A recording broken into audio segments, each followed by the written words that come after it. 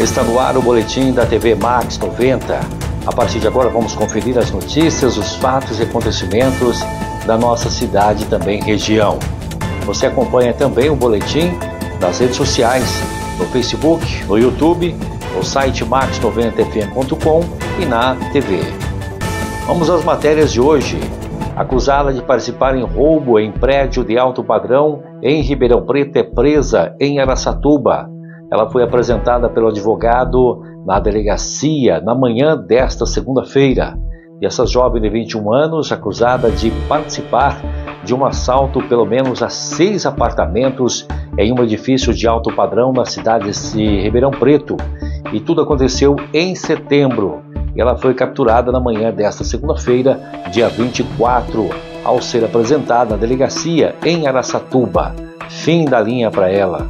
Conforme havia sido divulgado na semana passada, o advogado José Márcio Mantello, que assumiu a defesa, ele negociou a apresentação espontânea dela, que se estava com um mandato de prisão preventivo expedido e era considerada foragida da justiça. A reportagem ainda tenta contato com o advogado e com a polícia para saber se ela permanecerá em uma unidade prisional na região, como pretendia, ou se será levada para Ribeirão Preto, onde o crime aconteceu e está sediada a investigação. Também, conforme já foi divulgado, a investigação e a investigada é acusada de ter documentos falsos. Ela utilizou esses documentos falsos para assinar um contrato de locação de um apartamento no edifício que foi alvo do assalto naquele dia, ocorrido em 24 de setembro. Ao passar a noite no apartamento, ela e outros investigados que aparecem em câmeras de monitoramento teriam aberto o portão para facilitar o acesso dos demais assaltantes. Pelo menos 10 pessoas já foram presas desde o início da investigação e eles são acusados de participação nos crimes, Aí, portanto, mais de 10 pessoas. Ela que usou documentos falsos para alugar um apartamento naquele edifício de alto padrão e automaticamente ela lá dentro liberou a entrada dos demais assaltantes, onde ocorreu todo esse crime. E agora ela foi capturada, depois de bastante tempo aí, foragida, considerada foragida da justiça. Mas agora vai pagar pelo crime, está presa e assim a polícia agora fica mais fácil para concluir o inquérito. Homem embriagado é preso após atropelar 3 mulheres e matar uma delas na cidade de Braúna. Pequena cidade de Braúna, A vítima de 81 anos voltava da missa com as 2 outras amigas que estavam juntas. O acusado disse que havia bebido 10 cervejas após brigar com uma esposa. Agora vai pagar o preço, Um homem de 38 anos, morador na cidade de Coroados, interior do estado de São Paulo, ele acabou sendo preso na noite deste domingo, dia 23, acusado de atropelar 3 mulheres na cidade de Braúna e matar uma delas enquanto dirigia um veículo depois de ter passado a tarde inteira bebendo bebidas alcoólicas.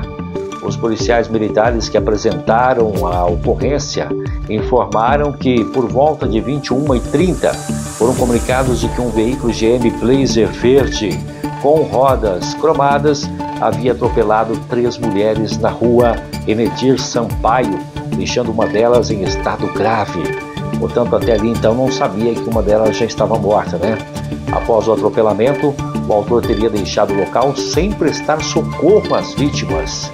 Lamentável, E quando os policiais chegaram para atender a ocorrência, as vítimas já haviam sido socorridas pela ambulância do município e encaminhadas ao pronto-socorro da cidade de Penápolis para o atendimento. E com base nas imagens de câmeras de monitoramento, os policiais conseguiram confirmar a placa do veículo utilizado no atropelamento e acabou encontrando, ele em Coroados, através da placa do veículo, O proprietário do veículo estava no imóvel, confessou ter atropelado as vítimas e foi apresentado ao plantão policial de Penápolis. Uma equipe também esteve no pronto-socorro lá da cidade, onde foi comunicado aí que uma das vítimas, Osmarina Lopes Moura, de 81 anos, não sobreviveu aos ferimentos. As outras duas, uma com 56 anos e a outra 93 anos, tiveram lesões leves e foram atendidas e liberadas do hospital. Já na delegacia, o acusado passou pelo teste do bafômetro, que apontou 1,1 miligrama de álcool por litro de ar alveolar, sendo que o limite para a prisão em flagrante por embriaguez ao volante é de 0,33 miligramas. Ele estava acima, muito acima, né? Aí não tem jeito, né, camarada?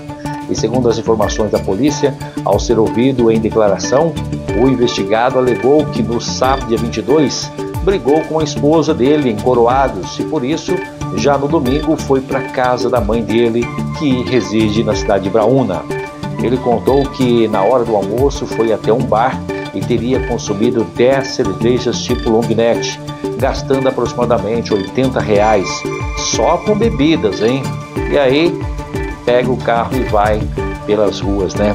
O acusado disse ainda que deixou o estabelecimento por volta de 16h30 e foi para a casa da mãe dele. E já por volta das 21 horas, ele retornava para Coroados quando atropelou as 3 idosas que voltavam da missa. Ei, camarada, hein? Segundo a polícia, em depoimento, o acusado disse achar que estava bem alcoolizado, pois não ter visto aí as mulheres. Ele apenas disse que sentiu uma pancada. Pensei, meu Deus, derrubei alguma coisa, afirma ele. E como teria se assustado, teria resolvido fugir do local indo para casa. Pelas imagens, é possível ver que após bater nas vítimas e derrubá-las, uma delas fica caída no asfalto na frente da caminhonete. O condutor, porém, ele acelera, passa sobre o corpo dela e deixa no local. Ainda passou por cima do corpo da mulher com o carro, hein? Ele teve aí a prisão confirmada pelo delegado que presidiu uma ocorrência. Inicialmente, ele será indiciado por homicídio e lesão corporal culposa, condução de veículo, agravando aí por dirigir sob efeito de álcool. Pouco ainda essa pena, hein? Após ser ouvido, o acusado permaneceu à disposição da justiça para ser apresentado em audiência de custódia. O corpo de Osmarina passou aí por exame necroscópico antes de ser liberado para o velório e o enterro. Segundo o que foi informado à polícia, ele não possui, a mulher que faleceu não possui parentes em Braúna e nem nas cidades próximas. O veículo envolvido no atropelamento passou por uma perícia, foi recolhido ao pátio de um guincho.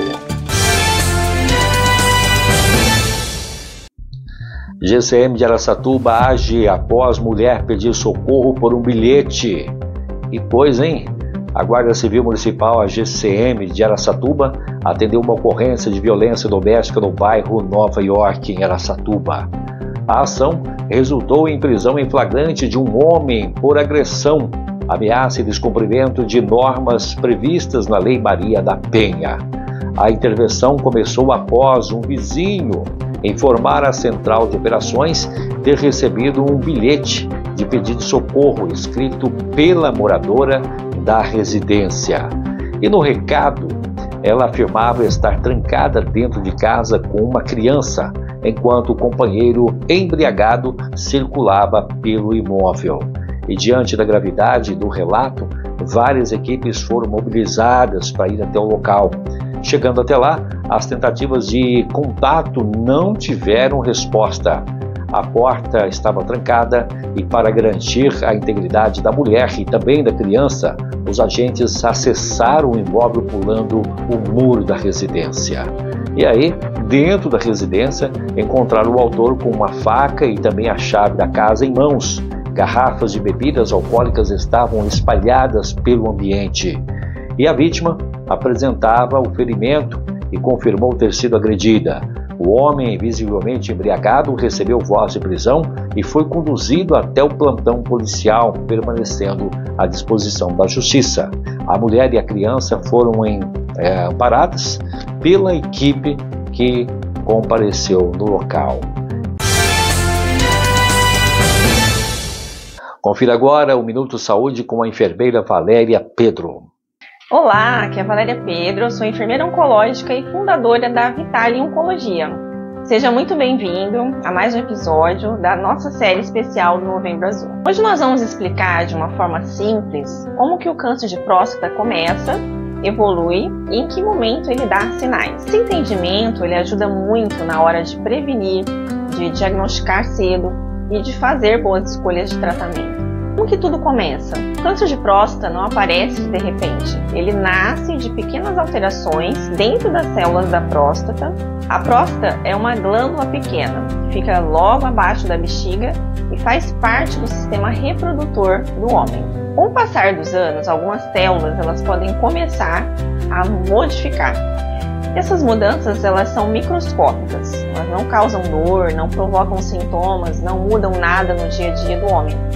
É como uma semente muito pequena que pode com o tempo crescer. O tumor então ele se inicia silencioso e escondido. Quando as células alteradas elas começam a se multiplicar, forma-se um pequeno tumor dentro da próstata. E aqui vem a parte mais importante. No começo, o câncer de próstata não dá sinais. O homem ele urina normalmente, a vida sexual ela está igual, não há dor, não há febre, não há desconforto. Por isso, tantas pessoas descobrem a doença apenas pelo PSA e pelo exame de toque retal. Na fase localizada, quando tudo ainda está controlado, nessa etapa o tumor está apenas dentro da próstata. É o momento ideal para tratar, e é quando as chances de cura são maiores. Dependendo das características do tumor, o médico ele pode indicar uma vigilância ativa, cirurgia, radioterapia ou outros tratamentos específicos. Com o passar do tempo, o tumor ele cresce dentro da próstata, podendo aumentar de tamanho. E ele começa então a pressionar a uretra, o canal por onde a urina passa. E só aqui que alguns sintomas podem aparecer. Um jato urinário fraco, urinar várias vezes ou acordar muitas vezes à noite. Mas atenção! Esses sintomas também acontecem em alguns casos benignos, como no caso da hiperplasia da próstata. Nem sempre é câncer. Por isso que é tão importante investigar. Se não for tratada, a doença então pode avançar para os linfonodos da região. Os linfonodos são como pequenos filtros do sistema imunológico. Essa fase já indica que o tumor está mais agressivo e exige tratamento mais intenso. Em alguns casos, o câncer pode chegar na fase metastática, se espalhando pelo corpo. E os locais mais comuns são os ossos, principalmente a coluna, a bacia e o fêmur. Também pode atingir o pulmão e o fígado. E nesta fase podem surgir sintomas como uma dor óssea persistente, um cansaço importante, uma perda de peso ou uma anemia. Mesmo assim, é importante dizer, hoje existem muitos tratamentos modernos que controlam a doença e ajudam o paciente a viver com mais qualidade. Nem todo câncer de próstata é igual. Alguns tumores crescem muito devagar, tão devagar que às vezes o paciente nem precisa tratar imediatamente. Já outros tumores são mais agressivos e podem evoluir um pouco mais rápido. Os exames como o PSA, a biópsia e as imagens mostram exatamente qual é o tipo e o comportamento de cada tumor. O que muda a história natural da doença são a idade, a genética, o estilo de vida, o excesso de peso, o tabagismo e o acompanhamento médico regular. Mas existe um ponto que é essencial. O diagnóstico precoce, ele muda tudo. Ele permite detectar a doença antes dos sintomas.